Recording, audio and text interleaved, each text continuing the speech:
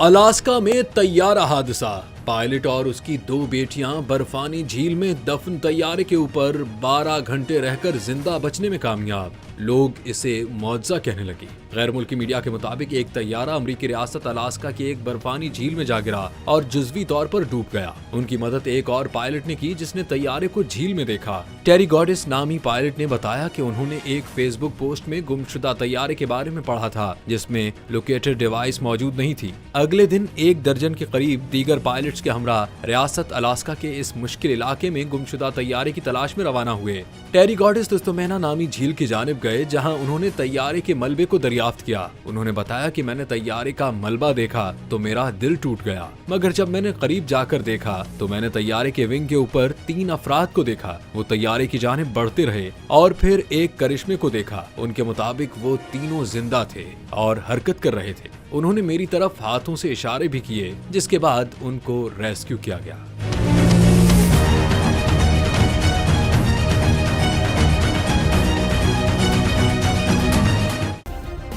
Subscribe करें और bell दबाएं ताकि कोई खबर रह न जाए।